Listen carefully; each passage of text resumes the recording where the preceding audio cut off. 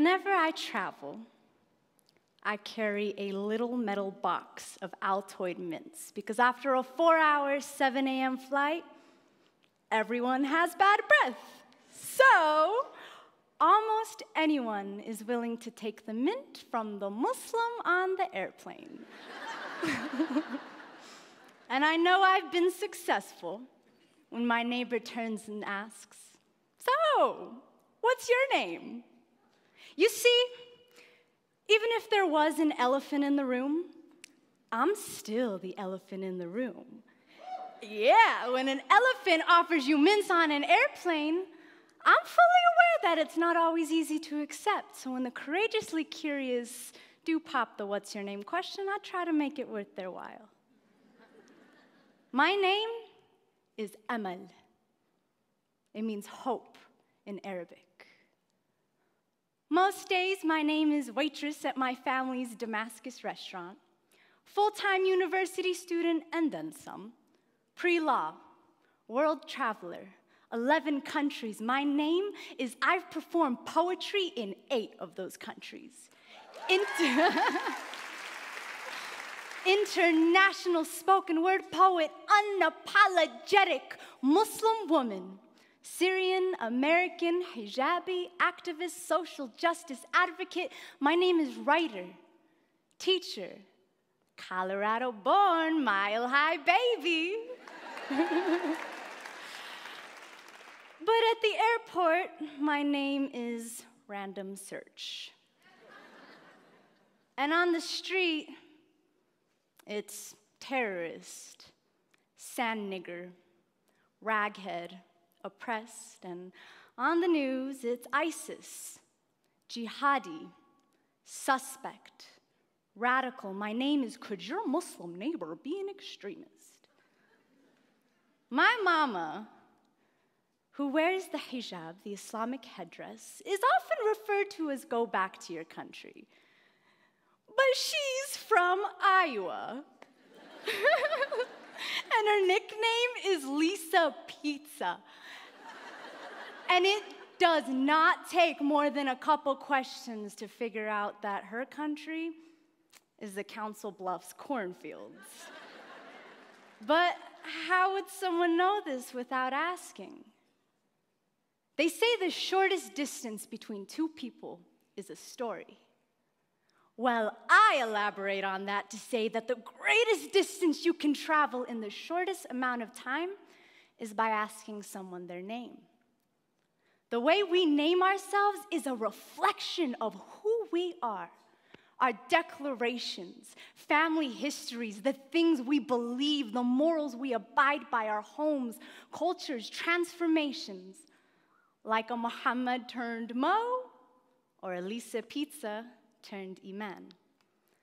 And how we name others and how, if we allow others to name themselves, is a reflection of our own declarations, of our courage and our fear. The malleability of a person's story must be self-determined, coming from the lips of the storyteller, not the anchorman, not the megaphone, not even the scarf on her head or the melanin in his skin, because no one can speak the names of billions in one breath unless it's in prayer. And oftentimes when we generalize, it isn't because we're praying. And when we don't ask someone their name, we're not asking for their story.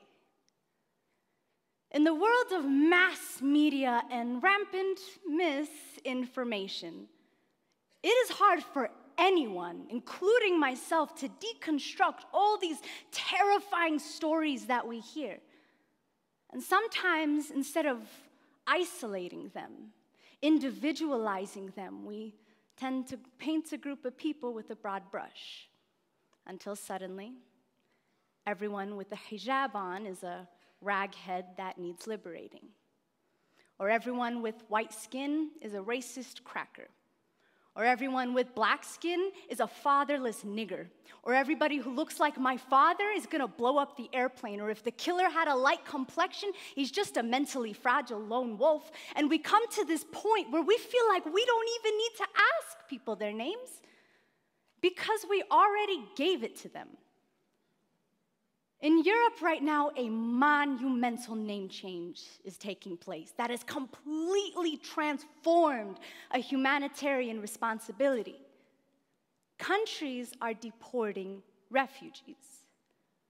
But when you watch news coverage, these refugees are being referred to as migrants. Because let's face it, deporting migrants sounds way more reasonable than deporting individuals who have been forced to flee their country because of persecution, war, and violence. The United Nations definition of refugee.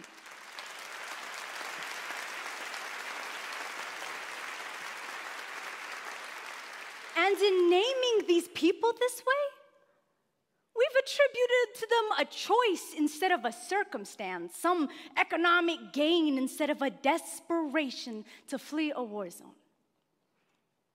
These little ones are refugees, not migrants. I took this photo last year at a refugee camp on the Syrian-Turkish border, and contrary to popular belief, they aren't poisons. They're not here to steal our democracy or to take over our neighborhoods. They're people, families who wish that they could go home, but have had to make that home somewhere else. And we've come to this point where the word migrant essentially means piles of brown, foreign-speaking people. And we end up forgetting there was a point where some people would have considered those who looked like this to be migrants as well. Right, though?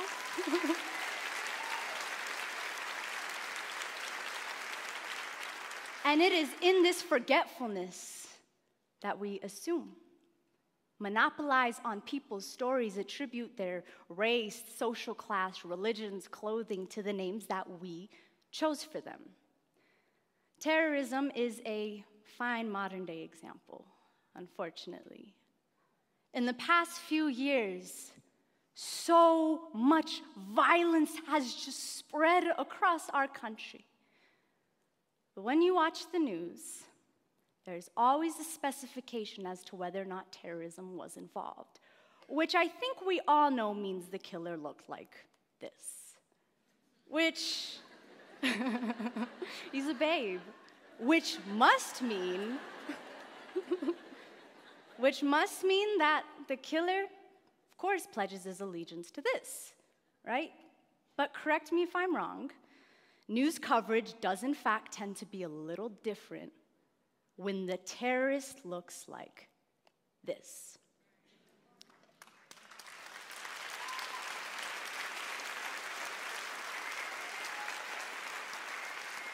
And it ultimately has us forgetting that terrorism, by definition of terrorism, has always come in all shapes and colors.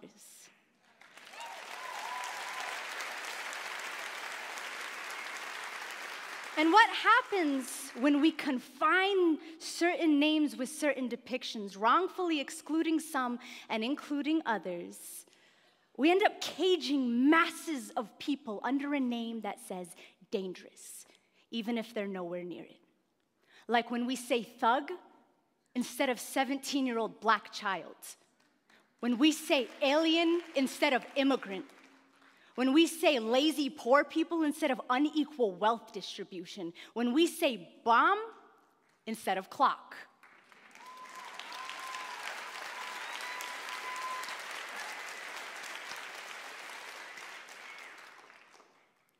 This man's name is Craig Hicks. He's often referred to as a parking dispute, but his real name is a man who shot and killed 3 Americans in their homes in their heads, execution style, because they were Muslim. His name is hate crime. Their names are Dia, Yusr, and Razan, a 23-year-old, 21, and 19. Dia and Yusr were just named husband and wife, newlyweds. And the three were known by their loved ones as sons and daughters, brothers, sisters, students, activists, Instagrammers, taxpayers, Americans. But now, their names are too young to have been taken. Their names are rest in peace, Allah yarhamun. Hicks did not ask them their name. He assigned it to them when he assigned them each a bullet, named him a threat to his America, and as a result, took their lives. This is a photo on Dia and Yusr's wedding day. It's so beautiful. They were killed before they could even see this. Studies show that during breaking news coverage, the first story is the one that sticks, even if it isn't true. Like during the Paris attacks, when there was talk that refugees were dangerous because they found a passport, only to later confirm that there were no Syrians or refugees involved. But when we have such a huge habit of misnaming people, it's easy to overlook these kinds of mistakes. And this is exemplary of what happens in a culture of fear. In a society that doesn't ask one another their names, and you end up with the mouth of an anchorman or the mouth of a gun doing all the talking. On September 11th, 2001, I attended a private K-8 Islamic school. And within the first hours of the tragedy, my school received 2 bomb threats. The word terrorist was not on my spelling list, but all of us kids picked it up pretty soon after. And in naming us terrorists amidst this mass tragedy that affected us as Americans too, in the words of Dalia Mujahid, we were not just mourners, but we were suspects as well. But a few months ago, me and my very handsome white boy-looking brother named Usama and I were at the museum buying planetarium tickets, and an elderly white man walked up to me and said, "I'm sorry about everything you must be going through right now.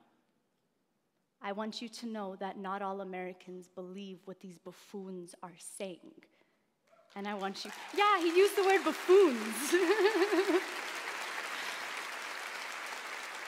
And he said, "I want you to know that we stand by you."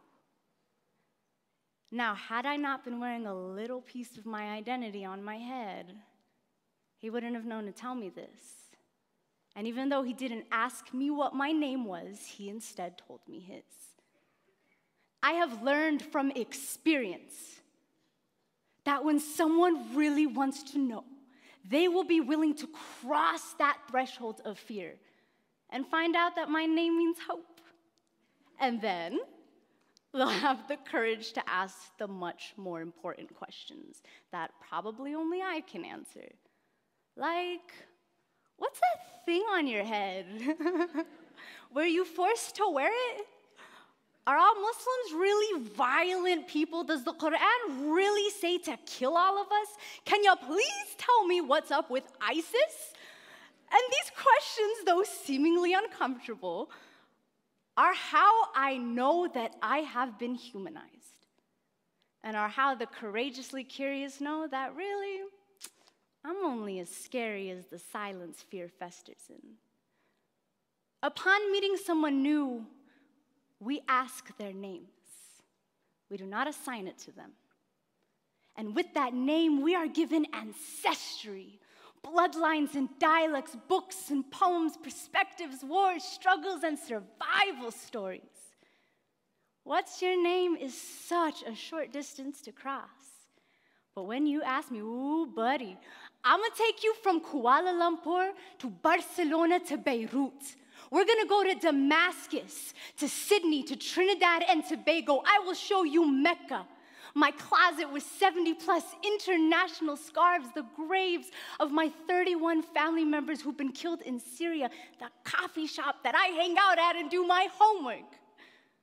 But we must have the courage to claim our curiosity, to go beyond anything we ever knew, anything we ever feared. But it takes two. The elephant who offers the mint, and the one who takes it.